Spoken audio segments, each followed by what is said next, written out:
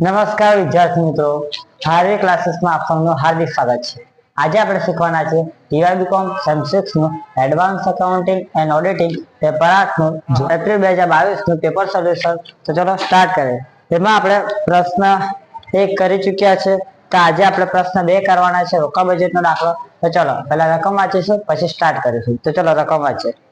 વિજય company લિમિટેડની નીચેની વિગતો ઉપરથી जुलाई थी सप्टेम्बर 2022 सुधीना समयનું રોકડ અંદાજપત્ર તૈયાર કરો। તારીખ 1 જુલાઈના રોજ રોકડ અને બેંક શિલ્લક 5 લાખ રૂપિયા છે, એટલે શરૂઆતની રોકડ શિલ્લક આપેલી છે જુલાઈ માસની। ત્યારબાદ કાચો નફો આપેલો છે એપ્રિલ, મે, જૂન, જુલાઈ, ઓગસ્ટ, સપ્ટેમ્બર, તેમાં રકમ આપેલી છે। ત્યારબાદ કહ્યું છે હવાલામાં દરેક માસની વેચેલ માલની પડતર, વેચાણ પડતર એટલે વેચાણ માલની પડતર જે છે તેમાં માલ સામાન, મજૂરી, ચલિત પરસ ખર્ચાનું પ્રમાણ 2:1:1 આપેલ છે। તો જો વેચાણ માલની પડતરમાં માલ સામાન, મજૂરી અને ચલિત પરસ ખર્ચનું પ્રમાણ આપી દીધું છે। ત્યારબાદ કહ્યું છે સ્થિર પરસ ખર્ચા 3,75,000 છે, જેમાં 1,25,000 યંત્ર પર ઘસારાનો સમાવેશ થાય છે। તો જો આ ખર્ચાનો સમાવેશ થઈ ગયો, ત્યારબાદ આપેલા છે અલગથી સ્થિર પરસ ખર્ચા। સ્થિર પરસ ખર્ચાની વિગત કીધી છે 3,75,000 દર માસમાં છે, તેમાંથી 1,25,000 યંત્ર પર ઘસારો છે।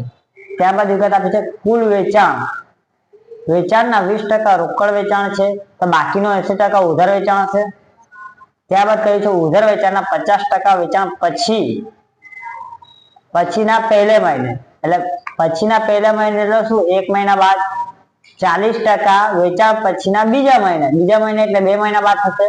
અને બાકીના જે વધશે, તો બાકી કેટલા વધશે, 50 અને 40% તો થઈ ગયા, બાકી કેટલા વધશે, 10% વધશે। તો 10% રકમ વેચાણ પછીના ત્રીજા મહિને એટલે 3 માસ બાદ। ત્યારબાદ કહ્યું છે માલ સામાન, તો કયો માલ સામાન, આપણે જે વેચાણ પડતરમાં લાવેલા માલ સામાન લાવેલા ને રકમ પ્રમાણ આપેલું છે, તે માલ સામાન 2 વેપારીઓ પાસેથી ખરીદે છે આપણે, કયા, રામ ટ્રેડર્સ અને શ્યામ ટ્રેડર્સ પાસેથી। કયા છે, સરખેજ સે ખરીદવામાં આવે છે। ત્યારબાદ કહ્યું છે રામ ટ્રેડર્સની ખરીદી 2 માસ અગાઉ અને શ્યામ ટ્રેડર્સની ખરીદી 1 માસ અગાઉ કરવામાં આવે છે। તો આ માલ સામાનનો હવાલો હતો, તો એ યાદ રાખો। ત્યારબાદ છે બધી ખરીદીના નાણાં ખરીદી પછીના મહિને ચૂકવવામાં આવે છે, એટલે એક વાર ખરીદી થઈ જાય ત્યાર પછી એના નાણાં ચૂકવવાના છે, ક્યારે, 1 મહિના પછી। માલ સામાન અને મજૂરી સંપૂર્ણપણે ચલિત ખર્ચ છે, તે તો આમાં કહ્યું હતું તો પણ ઠીક છે, ન કહે તો પણ આમાં ખ્યાલ જ છે કે માલ સામાન અને મજૂરી ચલિત ખર્ચ આવે છે। ત્યારબાદ કંપની ચલિત ખર્ચ પર એક સરખા ધોરણે કાચો નફો જાળવી રાખે છે। કાચા નફાનો દર પડતર પર 25% છે, તો જો એમાં કહ્યું છે કાચા નફાનો દર આપેલ છે પડતર પર 25%। ત્યારબાદ કહ્યું છે મજૂરી અને ચલિત ખર્ચ 1 માસ બાદ ચૂકવાય છે। કયા ખર્ચા, મજૂરી અને ચલિત ખર્ચા 1 માસ બાદ ચૂકવાય છે। દરેક માસને અંતે હાથ પર રોકડ શિલ્લક 2,50,000 રાખી। તો જો આમાં એમ કહ્યું છે કે આપણે છેલ્લે જે રોકડની છેવટની રોકડ શિલ્લક લખતા છે ને, એ કેટલી રાખવાની છે, 2,50,000 જ રાખવાની છે, ફિક્સ જ છે કે આટલી જ રાખવાની છે। અને વધારાની રકમ, તેના કરતા વધારે જે રકમ આવે તેને આપણે શું કરવાનું છે, સરકારી જામીનગીરીમાં રોકાણ કરવાનું છે। તો સૌ પ્રથમ આ માહિતી પરથી આપણે શું લગાવશું, આવક અને જાવકનો અંદાજ લગાવશું। તો આવક અને જાવકમાં તમે આ માહિતી આવે છે તેમાં કઈ આવક દેખાય, તો જો રોકડ વેચાણના મળશે અને દાદા પાસેથી ઉઘરાણીના મળશે, 2 પ્રકારની આવક તમને દેખાય છે, હે ને।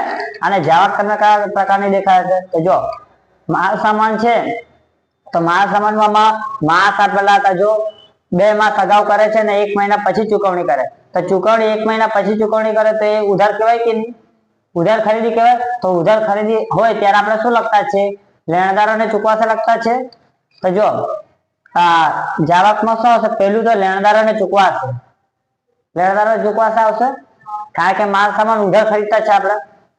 ત્યારબાદ મજૂરી છે, તો મજૂરીને ચૂકવાશે। ત્યારબાદ ચલિત પરસ ખર્ચના ચૂકવા દે, ત્યારબાદ સ્થિર પરસ ખર્ચના ચૂકવાશે। તો આ મુજબ 4 જ જાવક છે, બીજું કોઈ જાવક છે નથી। અને છેલ્લે અંતમાં શું લખવાનું કે જો આમાં આપણે રોકડ આવકનો અંદાજ લખીશું, તેમાં એ લખીશું, અને રોકડ જાવકના અંદાજમાં બી લખીશું, અને છેલ્લે આપણે શું લખવાનું, a - b। પણ અહીંયા આપણે છેવટની રોકડ શિલ્લક લખવાનું નથી, કેમ, કારણ કે છેલ્લે હવાલો આપેલ છે, હાથ પર રોકડ શિલ્લક કેટલા આપેલ છે, 2,50,000। તો ત્યારબાદ આપણે શું કરવાનું, માઇનસ સરકારી જામીનગીરી, અને અંતે આપણે લખવાનું શું રહેશે? છેવટની રોકડ શિલ્લક. તો સૌ પ્રથમ આ મુજબ તમે પત્રક તૈયાર કરો, ત્યારબાદ આપણે આગળ વધીએ. ચાલો, તો સૌ પ્રથમ તમારે આ પ્રકારે રોકડ અંદાજપત્રનું પત્રક તૈયાર કરવા પડશે. તો જો પત્રકમાં શું લખવાનું છે? પહેલા શરૂની રોકડ શિલ્લક, ત્યારબાદ રોકડ આવકનો અંદાજ, તેમાં રોકડ વેચાણ નંબર છે, દેવાદાર પાસેથી ઉઘરાણી નંબર છે, એનું ટોટલ આપણે એ લખીશું. ત્યારબાદ રોકડ જાવકનો અંદાજ, લેણદારોને ચૂકવાશે, મજૂરીના ચૂકવાશે, ચલિત પરસ ખર્ચના ચૂકવાશે, સ્થિર પરસ ખર્ચને ચૂકવાશે, એનું ટોટલ બી. ત્યારબાદ શું કરશું? એ માઇનસ બી, તેની રકમ અહીંયા લખીશું. ત્યારબાદ આપણે શું કરવાનું? સરકારી જામીનગીરી બાદ. કેમ બાદ? કારણ કે વધારાના નાણાં જે હશે તે આપણે સરકારી જામીનગીરીમાં રોકાણ કરશું તો નાણાં જશે, તેના માટે આપણે શું અહીંયા માઇનસ નું ચિહ્ન કરશું અને અંતે આપણે લખીશું છેવટની રોકડ શિલ્લક. આટલું થઈ ગયા બાદ જો સૌપ્રથમ આપણે શું કરતા છે? જે વિગત આપેલ છે તે આપણે લખતા છે. તો શરૂની રોકડ શિલ્લક આપણને આપેલ જ છે. જો 5 લાખ રૂપિયા શરૂની રોકડ શિલ્લક આપેલ છે, તો આપણે સૌપ્રથમ શરૂની રોકડ શિલ્લક લખી દઉં 5 લાખ રૂપિયા. ચલો, આટલી વિગતો થઈ ગઈ. ત્યારબાદ બીજી કઈ વિગત આપેલ છે? જો તે એકદમ છેલ્લા હવાલામાં જો કહ્યું છે, શું કહ્યું છે? કે દર માસના અંતે 2,50,000 રોકડ શિલ્લક રાખવાની છે. કેટલી રાખવાની છે? 2,50,000. તો આપણે શું અહીંયા છેવટની બાકીમાં 2,50,000 લખી દઈશું 3 માં. તો અહીંયા લખી દઈએ 2,50,000 લખી દીધા. અહીંયા પર લખી દઈએ 2,50,000. અહીંયા પર લખી દઈએ 2,50,000. હવે તમને ખ્યાલ જ હશે દર માસના અંતે આપણે કેટલી રાખવાની છે? 2,50,000 રોકડ શિલ્લક રાખવાની છે, ફિક્સ જ છે.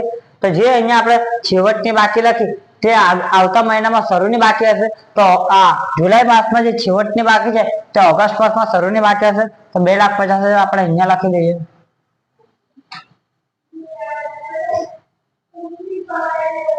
જે અહીંયા લખી છે ઓગસ્ટ માસમાં છેવટની, તે સપ્ટેમ્બર માસમાં શરૂની આવશે.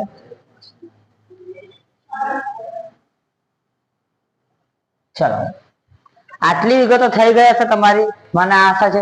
ત્યારબાદ જો આપણે શું કરતા છે તમને ખ્યાલ જ હશે. એક વખત પત્રક તૈયાર થઈ જાય, પહેલા આવક જાવકનો અંદાજ, પછી પત્રક તૈયાર કરતા છે. પત્રક તૈયાર થઈ જાય ત્યાર પછી શું કરતા? ખરીદી અને વેચાણ સિવાયના હવાલા. તો જો આમાં આપણે વેચાણ અહીંયા છે ને ખરીદી માટે લેણદારોને ચૂકવાશે છે, એના સિવાયના હવાલા. તો એના સિવાયના કયા હવાલા છે? મજૂરી, ચલિત ખર્ચા અને સ્થિર પરસ ખર્ચા. તો સૌપ્રથમ આપણે સ્થિર પરસ ખર્ચાનો હવાલો કરીશું. તો જો સ્થિર પરસ ખર્ચના હવાલામાં શું કહ્યું છે? કે દર માસમાં આપેલું છે. જો દર મહિને કેટલા? 3,75,000 રૂપિયા સ્થિર ખર્ચા છે. કેટલા? 3,75,000. જેમાં 1,25,000 યંત્રોનો ઘસારાનો સમાવેશ થયો. કેટલા? યંત્રોનો ઘસારો. તો આપણે શું કરવાના છે? જે 3,75,000 છે તેમાંથી આપણે શું કરશે? ઘસારાની રકમ બાદ કરશે, ત્યાં બાદના ખર્ચા લેતા છે. તો આપણે લખી દઈશું સ્થિર પરોક્ષ ખર્ચા. કેટલા છે? 3,75,000.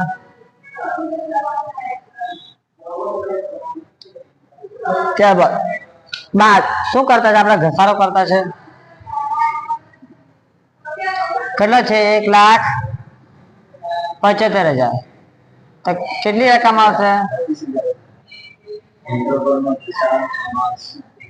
1,25,000 છે. 1,50,000. 3,75,000 માઇનસ 1,25,000 કરો છો, કેટલા આવશે? ત્યારબાદ આપણે શું લખવાનું? સ્થિર ખર્ચા, ઘસારા બાદના સ્થિર ખર્ચા, સ્થિર પરોક્ષ ખર્ચા. તો કેટલા આવશે? 3,75,000 માઇનસ ઘસારો કરો 1,25,000. કેટલા આવશે? ફટાફટ કરો કેલ્સીયમ. પેલા કેલ્સીયમ કરો તમે.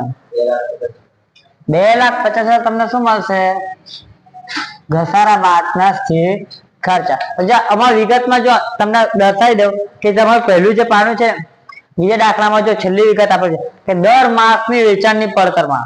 કયા? દર માસની વેચાણની પડતર, માલ સામાન, મજૂરી, ચલિત ખર્ચનું પ્રમાણ આપેલું છે અને સ્થિર પરોક્ષ ખર્ચા ત્યારબાદ જ આપેલા છે. તેનો અર્થ શું થાય છે? કે સ્થિર પરોક્ષ ખર્ચા આજે 3,75,000 આપેલ છે એ દર માસમાં હશે. તો દર માસમાં 3,75,000 થાય છે, તેમાં 1,25,000 ઘસારાનો સમાવેશ થાય છે. તો ઘસારા બાદના સ્થિર ખર્ચા કેટલા હશે? 2,50,000. તો આપણે 2,50,000 દરેક માસમાં લખી દેવાના રહેશે. તો આપણે લખી દઈએ સ્થિર ખર્ચા દરેક માસમાં 2,50,000.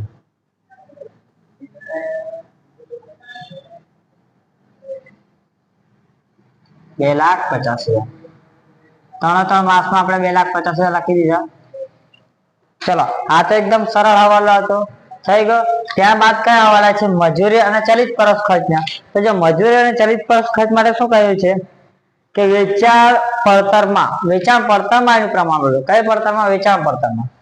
તો તેના માટે આપણને વેચાણ જોઈશે અથવા પડતર જોઈશે ને, તેના આધારે જ આપણે કરી શકશું।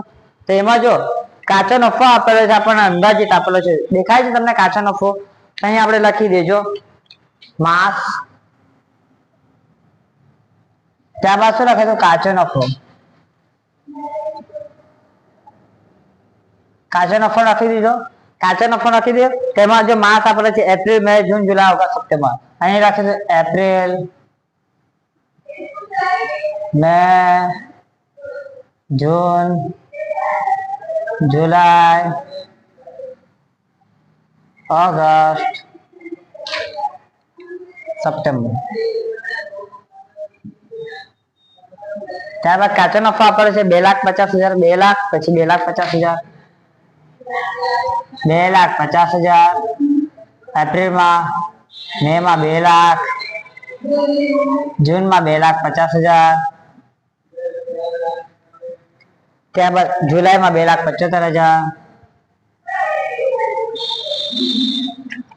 ત્યારબાદ ઓગસ્ટમાં 3 લાખ,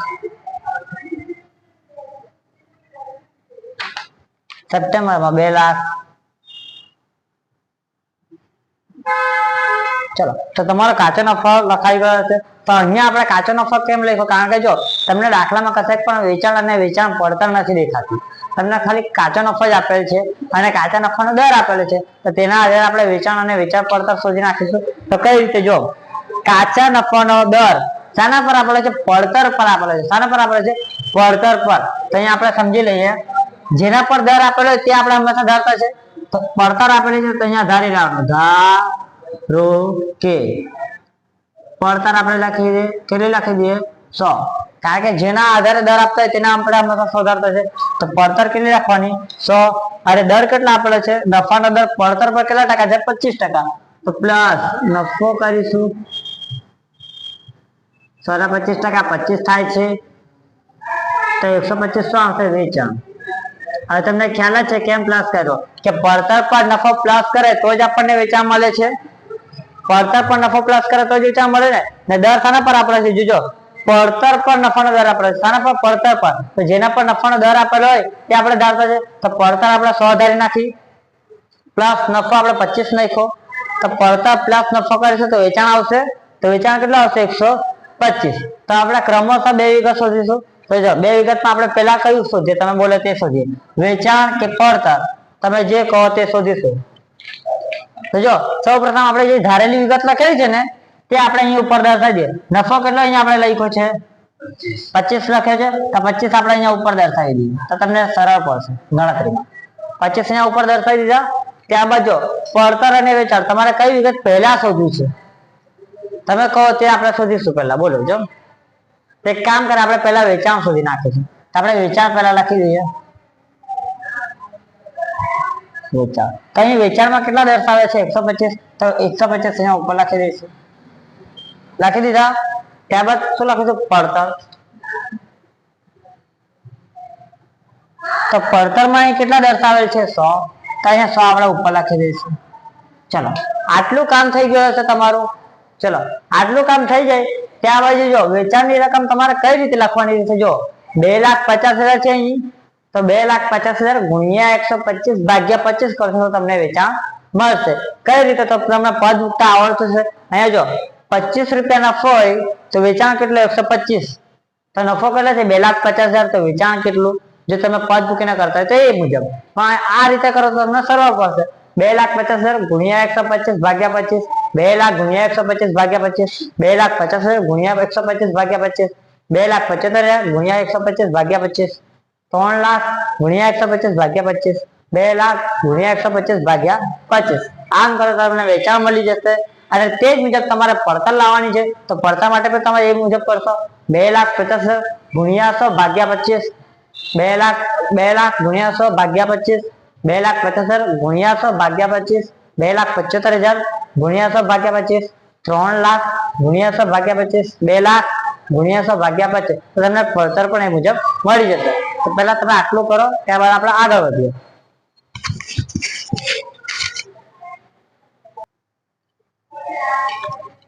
જો તમે આ પ્રકારે વેચાણ અને પડતરની ગણતરી કરી મૂકી હશે, ત્યારબાદ આપણે જો વેચાણ પડતરમાં, વેચાણ પડતર એટલે શું કહેવાશે? આ પડતર કહેવાશે. પડતરમાં શું કહ્યું છે? માલ સામાન મજૂરી અને ચલિત પરસ ખર્ચનું પ્રમાણ. તો આપણે ક્રમશઃ લખી દઈશું માલ સામાન,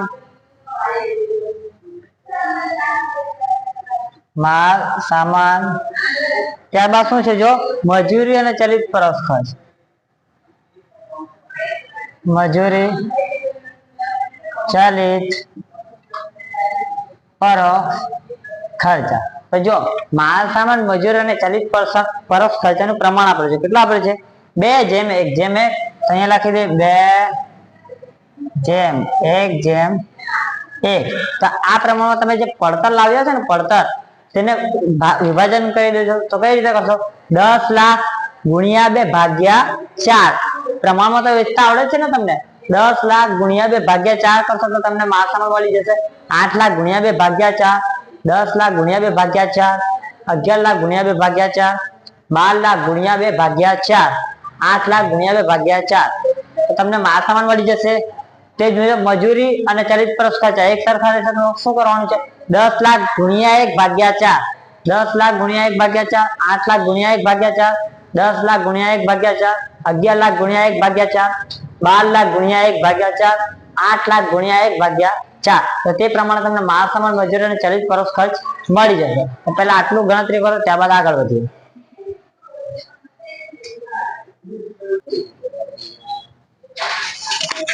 ચલો, આટલી ગણતરી થઈ ગઈ હશે તમારી. આ પડતર આધારિત આપણે માલ સામાન મજૂરી અને ચલિત પરોક્ષ ખર્ચા શોધી નાખ્યા હશે. ત્યારબાદ જો દાખલામાં શું કહ્યું હતું? તો જો એકદમ છેલ્લા હવાલામાં જો મજૂરી અને ચલિત ખર્ચ 1 માસ બાદ ચૂકવવાના છે. તો જો 1 માસ બાદ એટલે સીધી બેઠી રકમ 1 મહિના પછી આપણે ચૂકવવાના છે. તો જો મજૂરી અને ચલિત પરોક્ષ ખર્ચ જે આપેલ છે તેમાં જો આપણે ક્યારથી બનાવતા છે? જુલાઈ માસથી બનાવતા છે. 1 માસ બાદ એટલે આપણે એના ઉપરથી ગણતરી જોવાની. તો જો જૂન માસ છે, મજૂરીમાં જૂન માસમાં કેટલી છે? 2,50,000 મજૂરી છે, તે જૂન માસની છે. પરંતુ આપણે ચૂકવવાના ક્યારે છે? 1 માસ બાદ. તો આપણે જુલાઈમાં ચૂકવીશું. તો આ રોકડ બજેટના દાખલામાં આપણને ખ્યાલ જ છે કે જ્યારે આપણે પૈસા મળતા છે તો જ્યારે આપણે પૈસા ચૂકવતા છે ત્યાંની નોંધ કરતા છે. તો જો જૂન માસમાં છે 2,50,000, ત્યાં આપણે ક્યારે ચૂકવવાના છે? જુલાઈમાં. અહીંયા ચલિત પરોક્ષ ખર્ચા પણ 2,50,000 છે જૂનના, તે પણ આપણે ક્યારે ચૂકવશું? જુલાઈમાં. તો જો તમને નહીં સમજ પડે તો અહીંયા લખી દેવાનું કાઉન્સમાં. અહીંયા જે જૂનમાં લખેલું છે જૂનની લાઈનમાં, આ જે જૂનની લાઈનમાં દેખાય છે તમને અહીંયા 2,50,000, 2,50,000, ત્યાં શું લખી દેવાનું?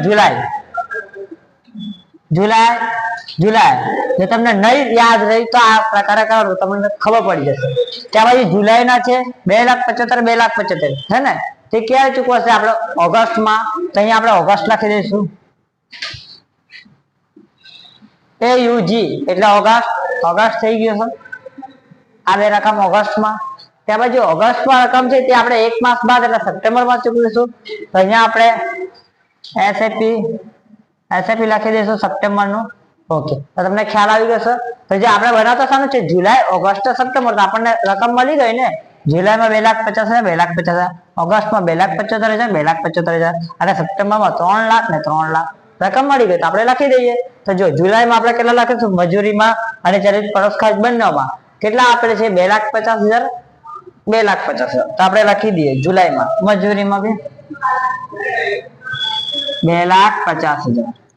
મજૂરીમાં 2,50,000 છે, તો 2,50,000 આપણે અહીંયા લખી દીધા જુલાઈ માસમાં. ત્યારબાદ ચલિત પરોક્ષ ખર્ચના કેટલા આપેલ છે? 2,50,000 જુલાઈમાં. તો આપણે જુલાઈમાં 2,50,000 લખી દઈએ. સમજ પડી ગઈ તમને? ત્યારબાદ જો ઓગસ્ટ માસમાં કેટલા આપેલા છે? મજૂરીમાં 2,75,000. તો મજૂરીમાં ઓગસ્ટ માસમાં આપણે 2,75,000 લખી દઈશું.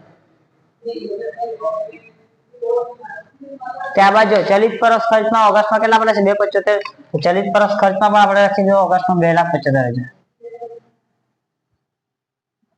થઈ ગયું. ત્યારબાદ જો અહીં સપ્ટેમ્બરમાં કેટલા આપેલા છે? મજૂરીના 3 લાખ અને ચલિત પરોક્ષ ખર્ચ પર 3 લાખ છે. તો બંનેમાં આપણે 3 લાખ લખી દઈશું. 3 લાખ. 3 લાખ. સમજી ગયા? તો પહેલા તમે આટલી ગણતરી કરો, ત્યારબાદ આપણે આગળની ગણતરી કરીશું.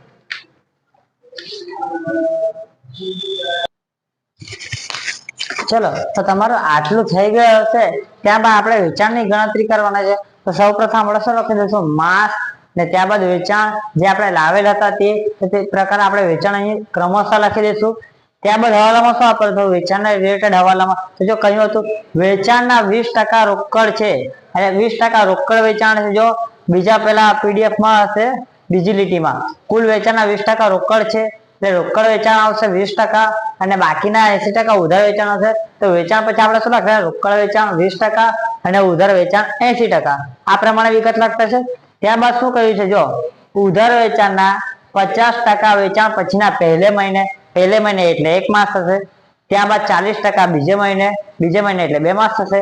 અને બાકીના કેટલા રહેશે? 10% ત્રીજે મહિને. તો આપણે શું કરતા? જે સૌથી વધારે સમયગાળો છે વધારેનો તે આપણે પહેલા લખતા છે. તો વધારે સમયગાળો કેટલો છે? 3 માસ માટે. તો 3 માસ માટેનો પહેલો લખીશું આપણે 3 માસ. ત્યાર પછી કેટલા છે? 2 માસ. ત્યાર પછી કેટલા છે? 1 માસ. તો આ પ્રમાણે પહેલા આપણે સમયગાળો લખી દઈશું. ત્યારબાદ સમયગાળા મુજબ એની ટકાવારી. તો 3 માસ માટે કેટલા ટકા છે? 10%. 2 માસ માટે 40% અને 1 માસ માટે 50%. તો આ પ્રમાણે આપણે લખી દઈશું. ત્યારબાદ છેલ્લે આપણે શું લખતા? આ વેચાણનો હવાલો છે. તો વેચાણમાં આપણે શું લખતા? કુલ ઉઘરાણીના મળશે. તો છેલ્લે આપણે લખી દઈશું કુલ ઉઘરાણીના મળશે. આટલું થઈ ગયું. તો જો સૌપ્રથમ કોષ્ટક તૈયાર કરજો. માસ, વેચાણ, રોકડ વેચાણમાં લખશો 20%, ઉધાર વેચાણમાં લખજો 80%. ત્યારબાદ ઉધાર વેચાણ બાદ તમારે લખવાના છે 10%, 40%, 50%. ઉપર 3 માસ, 2 માસ, 1 માસ અને કુલ ઉઘરાણી. આટલું લખાઈ ગયા બાદ તમે વેચાણ ક્રમશઃ લખી દીધા છે માસ મુજબ, જે તમે આપણે અગાડી શોધ્યા હતા. વેચાણ પછી વેચાણના 20% તમારે કરવાના છે. શું કરવાનું છે તમને સમજાજો. વેચાણના 20% તમે કરજો. કેલ્સી પર હશે 2,50,000 માઇનસ ઇક્વલ કરજો. માઇનસ ઇક્વલ કરશો તમને 10 લાખ મળશે. તે ઉધાર વેચાણના આવશે 10 લાખ. આટલું થઈ ગયું. આટલું થઈ ગયા બાદ 10 લાખ ને 10% કરજો તો તમને 1 લાખ મળશે. કાં તો જો તમને એક કામ કરો, 1 લાખ બંધ ના કરો, ચલો કઈ આવું જ કરો. 10 લાખ ને 10% કરો તો 1 લાખ આવશે. તેમાં 10 લાખના 40% 4 લાખ, 10 લાખના 50% 5 લાખ. આ મુજબ તમારે ગણતરી કરવાની છે. તે જ મુજબ અહીંયા કરો. 10 લાખ છે, 10 લાખના 20% 2 લાખ આવશે. માઇનસ ઇક્વલ કરશો તો ઉધાર વેચાણ 8 લાખ આવશે. હવે 8 લાખ જે ઉધાર વેચાણ છે તેના તમારે 10% કરવાના છે. જો આ રોકડ વેચાણ આવી જશે ને, આજો એક વાર તમારો રોકડ વેચાણ આવી જશે ને, ત્યાર બાદની ગણતરી તમારે શાના આધારિત કરવાની છે? આ ઉધાર વેચાણ. જોજો શાના આધારિત કરવાની છે? આ ઉધાર વેચાણ આધારિત. કોના આધારિત? ઉધાર વેચાણ. મેં આ આંકડા ક્રોસમાં કેમ લખ્યા છે? કારણ કે મારા પાસે અહીંયા જગ્યા નથી બોર્ડ પર, એટલે મેં અહીંયા ક્રોસમાં આંકડા લખેલ છે. તો તમે સીધા આંકડા લખજો, વ્યવસ્થિત લખજો. મારા પાસે જગ્યા નથી એટલે મેં ક્રોસમાં લખ્યા છે, તો આંકડા પૂરેપૂરા આવી જશે. તો જો તમારે આ પ્રકારે ઉધાર વેચાણ શોધવાનું રહેશે. આ કુલ વેચાણના 80% અને કુલ વેચાણના 20% કરશો તો તમને રોકડ વેચાણ મળી જશે. તો તમને યાદ હશે આપણે ગમે ત્યારે પણ હવાલા કરતા છે વેચાણ અને ખરીદીના. તો સૌપ્રથમ આપણે શું કરતા? જે રોકડ વેચાણ અથવા રોકડ ખરીદી આવે છે તેની એન્ટ્રી આપે છે. તો જે અહીંયા આપણા પાસે રોકડ વેચાણ આવી ગયું છે. કેટલું આવી ગયું? જુલાઈ, ઓગસ્ટ, સપ્ટેમ્બર. કેમ આપણે જુલાઈ, ઓગસ્ટ, સપ્ટેમ્બર લીધું? કારણ કે આપણે જુલાઈ, ઓગસ્ટ અને સપ્ટેમ્બર માસનું જે રોકડ બજેટ બનાવતા છે. તો સૌપ્રથમ જુલાઈ, ઓગસ્ટ અને સપ્ટેમ્બર માસનું જે રોકડ વેચાણ આવી ગયું છે તેની આપણે એન્ટ્રી આપી દઈશું. તો કેટલા છે બોલો જો? 2,75,000. તો આપણે રોકડ વેચાણમાં મળશે લખી દઈશું. જુલાઈમાં કેટલા લખી દઈશું? 2,75,000.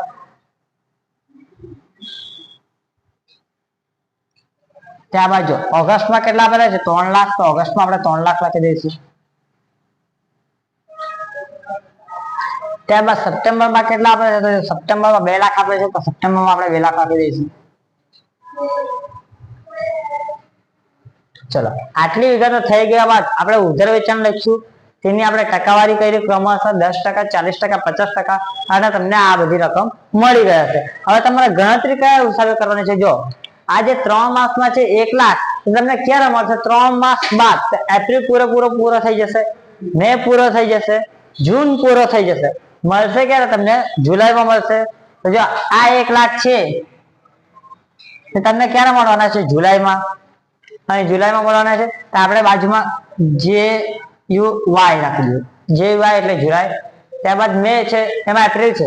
તો એપ્રિલમાં જો પાછા 4 લાખ છે તો તમને ક્યારે મળશે 2 માસ બાદ 2 માસ બાદ એટલે શું એપ્રિલ પૂરો થઈ જશે મે પૂરો થઈ જશે મળે ક્યારે તમને જૂનમાં તો આ તમને ક્યારે મળવાનું છે જૂનમાં તો અહીંયા આપણે ખાલી જે લખી દઈએ ત્યારબાદ એપ્રિલ માસમાં જે 5 લાખ છે તમને ક્યારે મળે છે 1 માસ બાદ તો 1 માસ બાદ એટલે એપ્રિલ પૂરો થઈ જશે મળે ક્યારે મે માં તો એ આપણે શું લખી દઈએ એમ લખી દઈએ એમ ફોર મે આટલું સમજ પડી ગઈ હવે જો તે જ મુજબ મે માસમાં છે તો મે માસમાં 80,000 છે તે તમને ક્યારે મળવાના છે તો જો મે પૂરો થઈ જશે જૂન પૂરો થઈ જશે જુલાઈ પૂરો થઈ જશે મળશે ક્યારે ઓગસ્ટમાં તો અહીંયા આપણે આ કરી દઈશું અહીંયા રાખીશું AUG ઓગસ્ટનું ત્યારબાદ મે માં 3,20,000 છે તે ક્યારે મળવાના છે 2 માસ બાદ તો મે પૂરો થઈ જશે જૂન પૂરો થઈ જશે મળશે ક્યારે જુલાઈમાં તે અહીંયા આપણે લખી દઈશું JUL ત્યારબાદ જો જૂન માસ છે સોરી અહીંયા મે માસમાં છેલ્લે જે 4 લાખ છે તે ક્યારે મળવાના છે મે પૂરો થઈ જશે મળશે ક્યારે જૂનમાં અહીંયા આપણે જે લખી દઈશું જે આટલી થઈ ગઈ ગણતરી ત્યારબાદ જૂન માસ છે તો જૂન માસમાં જે 10 લાખ છે 1 લાખ છે તે ક્યારે મળવાના છે 3 માસ બાદ તો જો જૂન પૂરો જુલાઈ પૂરો ઓગસ્ટ પૂરો મળશે ક્યારે સપ્ટેમ્બરમાં અહીંયા આપણે સપ્ટેમ્બર લખી દઈશું સપ્ટેમ્બરમાં S લખી દઈશું ફક્ત કારણ કે એક જ છે ત્યારબાદ જો જૂન માસમાં જે 4 લાખ છે તે ક્યારે મળશે 2 માસ બાદ તો જૂન પૂરો થઈ જશે જુલાઈ પૂરો થઈ જશે મળશે ક્યારે ઓગસ્ટમાં તો અહીંયા આપણે AUG કરી દઈશું થઈ ગયું ત્યારબાદ જો જૂન માસમાં જે છેલ્લા આપેલા છે તે 50%માં 5 લાખ ક્યારે મળશે 1 માસ બાદ તો જો 1 માસ બાદ મળશે તો જૂન પૂરો થઈ જશે મળશે ક્યારે જુલાઈમાં તો અહીંયા આપણે કરી દઈશું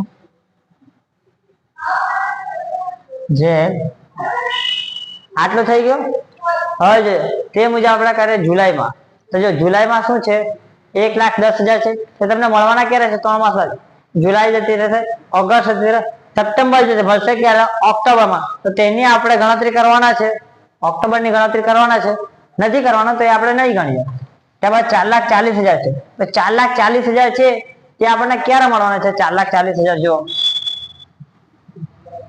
2 માસ બાદ તો જુલાઈ જતી રહેશે ઓગસ્ટ જતી રહેશે મળશે કે આપણને સપ્ટેમ્બરમાં તો તે આપણને નવા પડશે સપ્ટેમ્બર તો S લખી દઈએ ત્યારબાદ જે 5,50,000 છે તે આપણને ક્યારે મળશે જુલાઈ પૂરો થઈ જશે મળશે ક્યારે ઓગસ્ટમાં તો અહીંયા આપણે AUG રાખી દઈએ AUG એટલે ઓગસ્ટ થઈ ગયું ત્યારબાદ ઓગસ્ટ માસમાં જે 1,20,000 છે તે 3 માસ બાદ મળે છે એની ગણતરી નથી કરવાની ત્યારબાદ 4,80,000 તે 2 માસ બાદ એટલે ઓગસ્ટ અને સપ્ટેમ્બર પૂરો મળશે ક્યારે ઓક્ટોબરમાં જેની પણ ગણતરી કરવાની નથી હવે ઓગસ્ટમાં જે 6 લાખ છે તે આપણને ક્યારે મળવાના છે તો ઓગસ્ટ પૂરો થઈ જશે ને મળશે ક્યારે સપ્ટેમ્બરમાં તો અહીંયા આપણે S લખી દઈશું S થઈ ગયો તો જો તમને હવે ઓગસ્ટ જુલાઈ ઓગસ્ટ અને સપ્ટેમ્બરમાં કઈ રકમ મળે છે તે માટે તમામ વિગત આપણે ગણતરી કરી નાખી છે હવે જ્યાં તમને એ માસ દેખાય તેનો સરવાળો કરતો જવાનો તો જુલાઈ છે તો જુલાઈમાં ક્યાં ક્યાં દેખાય જો આ જુલાઈ 1,00,000 3,20,000 જુલાઈમાં દેખાય અને 5 લાખ જુલાઈમાં દેખાય છે તો આ ત્રણ રકમનો સરવાળો કરવાનો લખવાનું ક્યાં છે આપણે જુલાઈમાં કરો છો ફટાફટ 1,00,000 3,20,000 અને 5 લાખ ફટાફટ કરો 1,00,000 3,20,000 અને 5 લાખ ફટાફટ કરો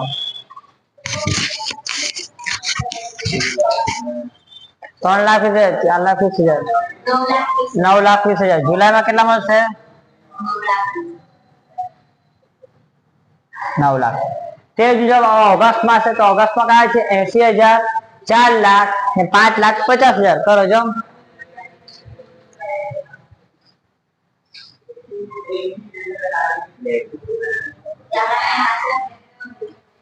80,000 4 લાખ ને 5,50,000 આ ત્રણ રકમ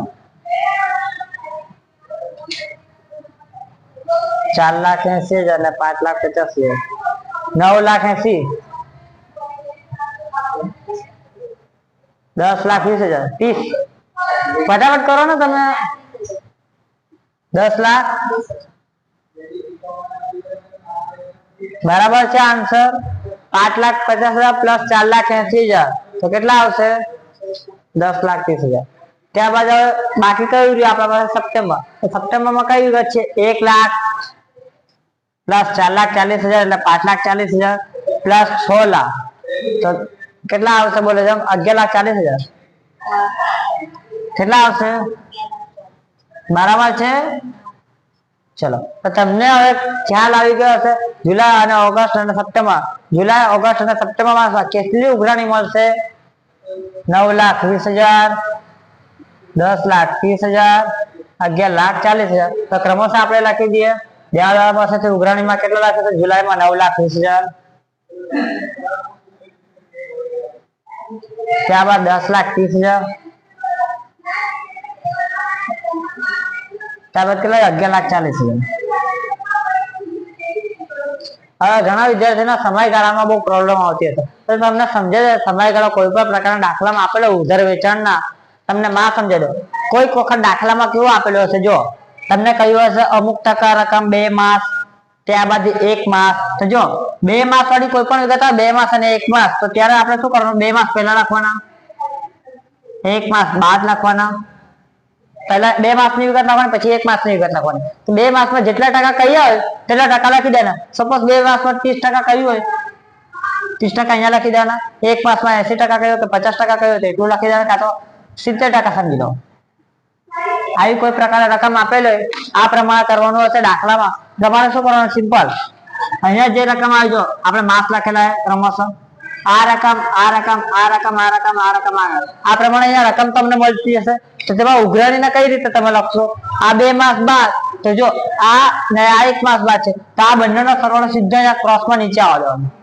આ પ્રમાણે ગણતરી હશે. 2 માસ અને 1 માસ. 2 માસ એટલે જો આ 1 પૂરો થઈ જશે, 2 પૂરો થઈ મળશે ક્યારે? ત્રીજા માસે. ને આપણે 1 માસ પતી જશે તો 1 માસ પૂર્ણ થઈ મળશે ક્યારે? ત્રીજા માસે. તો હમણાં ગણતરી કેવી રાખવાની? આ ક્રોસમાં. અહીંયા નીચેની ગણતરી એમ ક્રોસમાં, અહીંયા નીચે ગણતરી એમ ક્રોસમાં. આ બંનેનો સરવાળો કરીને લખવાનું ક્યાં? ત્રીજી લીટીમાં. આ બંનેનો સરવાળો કરીને લખવાનું ક્યાં? ત્રીજી લીટીમાં. આ બંનેનો સરવાળો કરીને લખવાનું ક્યાં? ત્રીજી લીટીમાં. તે જ મુજબ ક્રમશઃ માસ આપેલા હોય. ક્રમશઃ એટલે 3 માસ, 2 માસ, 1 માસ, અથવા 4 માસ, 3 માસ, 2 માસ, 1 માસ, 2 માસ, 1 માસ, 0 માસ એટલે તરત જ ચુકવણી આવે. તો ત્યારે આપણે શું કહો? 2 માસ અહીંયા આપેલા છે 50% આપી દે ને બાકીના 20% શું કે? તરત જ એટલે તે જ માસમાં 20%. તો ત્યારે પણ આપણે શું કરવાનું? આ ત્રણનો સરવાળો કરવાનો અને અહીંયા તરત જ હશે તો આપણે ક્યાં લખવાનું રહેશે? અહીંયા બાજુમાં. છેલ્લી જે વિગત છે છેલ્લી વિગત તેના બાજુમાં. સમજ પડી ગઈ? તો આ પ્રકારે હિસાબ કે સમયગાળાની ગણતરી આવે તો આ પ્રકારે કરવાની રહેશે. અને જો તરતની જગ્યા અહીંયા આપેલો હશે 3 માસ હશે 3 માસ તો સીધી તમે જેમ કરતા હોય ગણતરી સીધી નીચે આ જ પ્રમાણે ક્રોસમાં ગણતરી કરવાની રહેશે. 2-3 રકમનો સરવાળો લખવાનું કે એના નીચેની વિગતમાં. સમજી ગયા? ચલો આ પ્રકારે તમે પેલા ગણતરી કરો ત્યારબાદ આગળ વધીશું.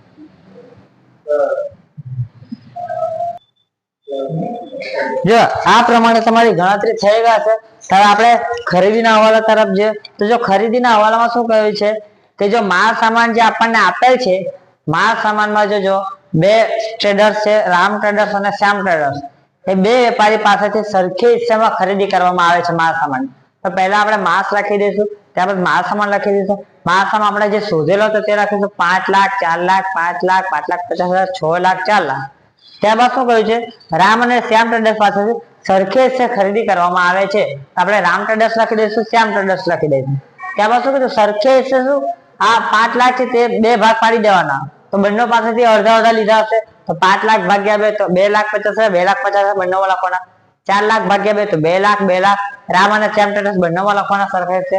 5 લાખ ના 2 તો 2,50,000, 2,50,000 રામ ટ્રેડર્સમાં, શ્યામ ટ્રેડર્સમાં. ત્યારબાદ જુલાઈમાં 5,50,000 છે તેને 2 ભાગ કરી દેવાના. રામ ટ્રેડર્સમાં 2,75,000, શ્યામ ટ્રેડર્સ પાસેથી 2,75,000. ત્યારબાદ 6 લાખ છે તેના બી 2 ભાગ તો 3 લાખ રામ ટ્રેડર્સ પાસેથી, 3 લાખ શ્યામ ટ્રેડર્સ પાસેથી. સપ્ટેમ્બરમાં 4 લાખ છે એના 2 ભાગ તો 2 લાખ આપણે રામ ટ્રેડર્સ પાસેથી અને 2 લાખ શ્યામ ટ્રેડર્સ પાસેથી ખરીદી કરતા હશે. તો આ મુજબ આપણે પત્રક તૈયાર કરી દઈશું. તો આ પત્રક પરથી આપણને ખ્યાલ આવી ગયો છે કે આપણે રામ ટ્રેડર્સ અને શ્યામ ટ્રેડર્સ પાસેથી કેટલા રૂપિયાની ખરીદી કરતા છે. તો આપણને રામ અને શ્યામ ટ્રેડર્સ પાસેથી ખરીદીની રકમ મળી ગઈ છે. ત્યારબાદ દાખલામાં શું કહ્યું છે જોજો કે રામ ટ્રેડર્સ ખરીદી 2 માસ અગાઉ કરે છે. ક્યારે કરે છે? 2 મહિના અગાઉ એટલે 2 મહિના પહેલા ખરીદી કરે છે. અને શ્યામ ટ્રેડર્સ ખરીદી 1 માસ અગાઉ કરે છે એટલે 1 મહિના પહેલા ખરીદી કરે છે. તો જો આ રામ ટ્રેડર્સ અને શ્યામ ટ્રેડર્સ એની ખરીદી આપણને મળી ગઈ છે એની રકમ હવે એ રકમમાં શું કહ્યું છે કે આ જે ખરીદી છે તે આપણે એક રામ ટ્રેડર્સ ની ખરીદી 2 માસ અગાઉ કરતા છે અને શ્યામ ટ્રેડર્સ ની ખરીદી 1 માસ અગાઉ કરતા છે. તો આપણે આ પ્રકારે ખરીદી અને ચુકવણીનું કોષ્ટક તૈયાર કરશું. તો જો તમારા પાસે જગ્યા હશે તો તમે નોટમાં વ્યવસ્થિત રીતે તૈયાર કરશો. મારા પાસે જગ્યા નથી એટલે મેં આ પ્રકારે તૈયાર કરી છે. તો જો ત્યારબાદ ખરીદીમાં રામ ટ્રેડર્સ અને શ્યામ ટ્રેડર્સ લખશું. મારા પાસે જગ્યા નથી એટલે મેં આર અને એસ લખ્યું છે. તેમાં આવી જજો રામ ટ્રેડર્સ શું કહે છે કે 2 માસ અગાઉ રામ ટ્રેડર્સ પાસે આપણે ક્યારે 2 માસ અગાઉ ખરીદી કરતા છે. તો એપ્રિલ છે, એપ્રિલમાં કેટલા ખરીદી કરી છે? ટોટલ 2,50,000 ની. તે આપણે ક્યારે ખરીદી કરી છે? 2 માસ અગાઉ. તો જો એપ્રિલ પૂરો થઈ જશે, એપ્રિલના અગાઉનો કયો માસ આવે? માર્ચ આવે. તો માર્ચમાં પૂરો થઈ જશે. તો આપણે ખરીદી ક્યારે કરી હશે? ફેબ્રુઆરીમાં. ફેબ્રુઆરી 2 માસ અગાઉ એટલે ફેબ્રુઆરી આવશે. તો આપણે જે 2,50,000 જે રકમ છે તે આપણે ક્યાં લખીશું? ખરીદીમાં 2,50,000 ને તેના ઉપર આપણે ફેબ્રુઆરીમાં એફ લખી દઈશું. અગર તમારા પાસે જગ્યા છે તો તમે ફેબ્રુઆરી લખી શકશો. તો અહીંયા 2,50,000 માં આપણે શું લખશું? એફ. એફ એટલે ફેબ્રુઆરીમાં આપણે ખરીદી કરી છે. ત્યારબાદ મે માં જે 2 લાખ છે તે 2 માસ અગાઉ એટલે 2 મે પૂરો થઈ જશે, એપ્રિલ પૂરો થઈ જશે. આપણે ખરીદી ક્યારે કરી છે? માર્ચમાં. તો 2 લાખમાં આપણે કેટલા લખી દઈશું? માર્ચનો એમ લખી દઈશું. તે જ મુજબ 2,50,000 છે તેમાં ક્રમશઃ નીચે આવે. માર્ચ પછી કયો આવે? એપ્રિલ. ત્યારબાદ 2,75,000 માં મે, 3 લાખમાં જૂન ને 2 લાખમાં જુલાઈ. આ પ્રકારે આપણે ગણતરી કરી દઈશું. તે જ મુજબ શ્યામ ટ્રેડર. તો શ્યામમાં શું કહ્યું છે કે 1 માસ અગાઉ. તો જો 2,50,000 જે એપ્રિલમાં આપણે ખરીદીના લખ્યા છે તે ક્યારે ખરીદી કરી હશે? 1 માસ અગાઉ. તો જો એપ્રિલમાં છે એટલે માર્ચમાં ખરીદી કરી હશે. તો 2,50,000 માં એમ લખી દેશો, એમ ફોર માર્ચ. અથવા તમારી પાસે જગ્યા હશે તો તમે માર્ચ લખી દેશો. મે માં 2 લાખ છે તો 2 લાખ ક્યારે ખરીદી? એપ્રિલમાં. તે જ મુજબ ક્રમશઃ 2,50,000 માં મે, 2,75,000 માં જૂન, 3 લાખમાં જુલાઈ અને 2 લાખમાં ઓગસ્ટ. તો જો આ પ્રકારે આપણને ખરીદીનો સમયગાળો મળી ગયો કે આ જે રકમ છે તે આપણે ક્યારે ખરીદી કરી હતી તેની વિગત મળી ગઈ છે. હવે જો શું કહ્યું છે કે નાણાં ખરીદી કરી તેના પછીના માસમાં ચૂકવાય છે. જો દેખાય છે નાણાં ખરીદી પછીના મહિનામાં ચૂકવવામાં આવે છે. પછીનો માસ એટલે 1 માસ પછી. તો જો હવે તમને અહીં માસ લખેલા તમને દેખાય છે, માસ દેખાય છે. તો તેના બાદના મહિનામાં આપણે ચૂકવણી કરતા છે ને આપણે કઈ વિગત ધ્યાનમાં રાખે છે? ચૂકવણીની. તો હવે જો 2,50,000 જે તમે એપ્રિલમાં ખરીદી કરી રામ ટ્રેડર્સ પાસેથી તેની ચૂકવણી તમે ક્યારે કરતા?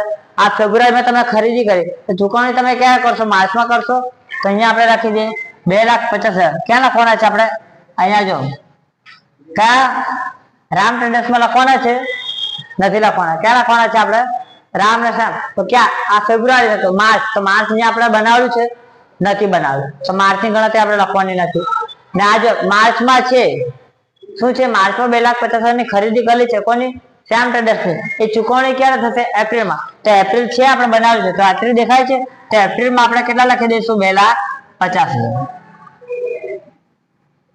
2,50,000 લખી દીધા.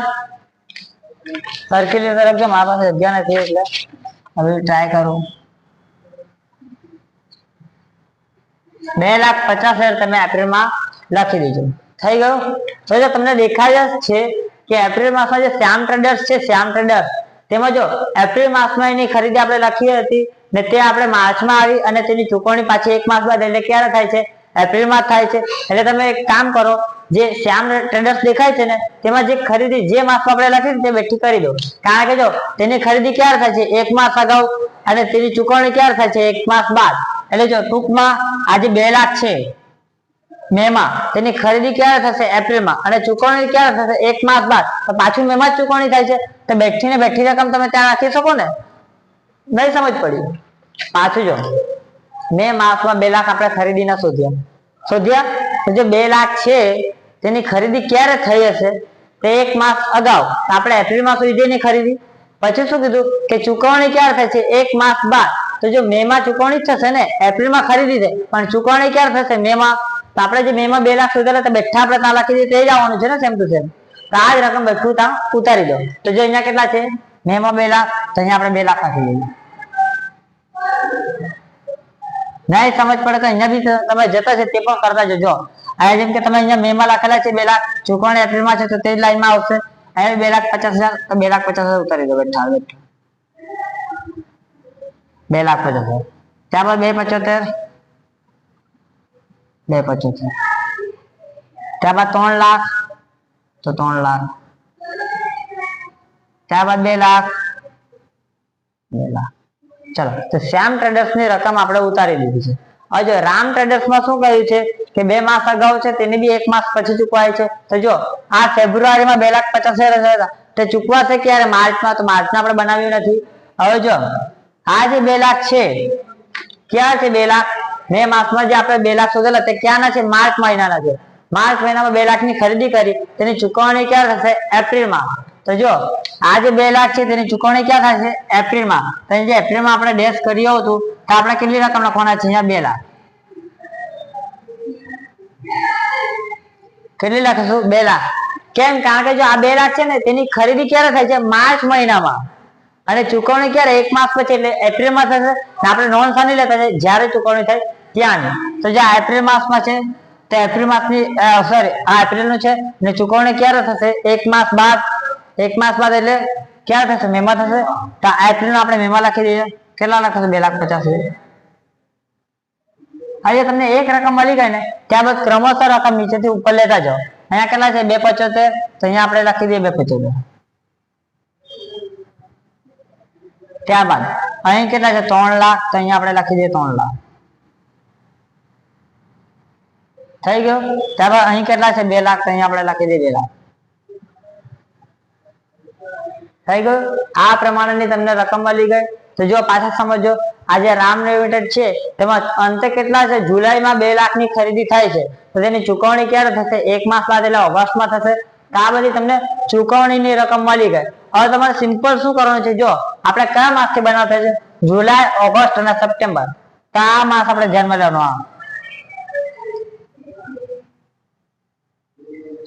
આ માસથી આપણે ધ્યાનમાં લેવાનું. ક્યાંથી? જુલાઈ, ઓગસ્ટ અને સપ્ટેમ્બર.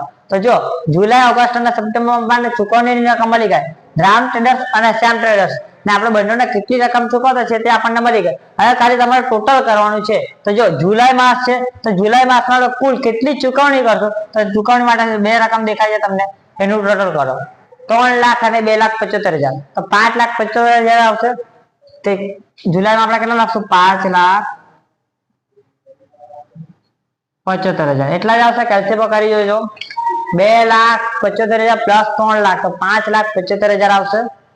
તે જ મુજબ જો ઓગસ્ટ માસમાં, તો ઓગસ્ટ માસમાં કેટલા થાય છે? જોજો 2 લાખ અને 3 લાખ. 2 લાખ રામ ટ્રેડર્સ અને 3 લાખ શ્યામ ટ્રેડર્સ ને ચૂકવાય છે.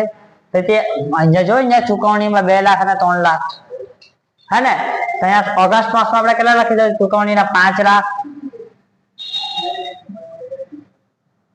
અને અંતે જો સપ્ટેમ્બરમાં ફક્ત એક જ દેખાય છે તમને 2 લાખ ની. તો આપણે સપ્ટેમ્બરમાં 2 લાખ ની ચૂકવણી લખી દઈશું. કેટલા લખીશું? 2 લાખ. ચલો, તો આ પ્રકારે તમારા રોકડ બજારના દાખલામાં તમામ વિગતો મળી ગઈ છે. હવે તમારે ખાલી સરવાળો બાદબાકી કરવાનો છે. તો સૌપ્રથમ સરવાળો બાદબાકી કરો, ત્યારબાદ આગળ વધે. ફટાફટ કરજો.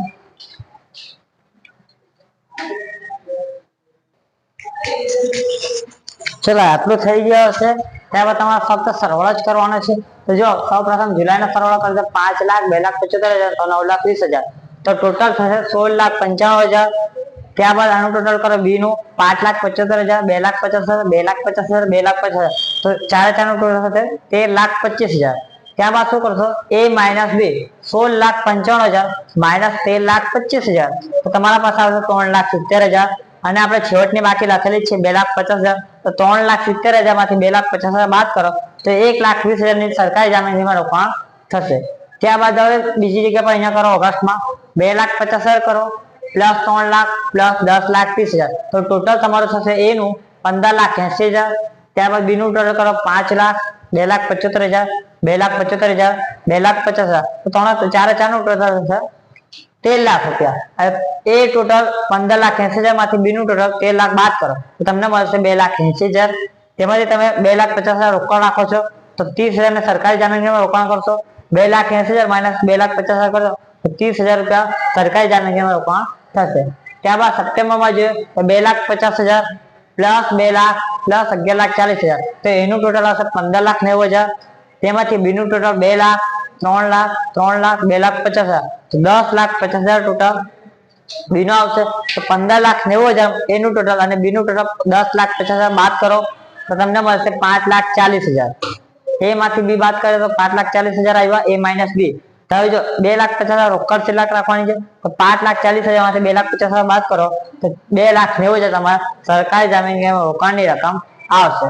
તો મને આશા છે કે તમને આ રોકડ અંદાજપત્રનો દાખલો પૂરેપૂરો સમજ આવી ગયો છે. તો તમને આ દાખલો સમજ પડી ગયો, આ વિડીયોને લાઈક કરવાનું ભૂલતા નહીં અને મારી ચેનલને સબસ્ક્રાઇબ કરવાનું ભૂલતા નહીં. મળી આવે નેક્સ્ટ વિડીયોમાં. અસ્તુ.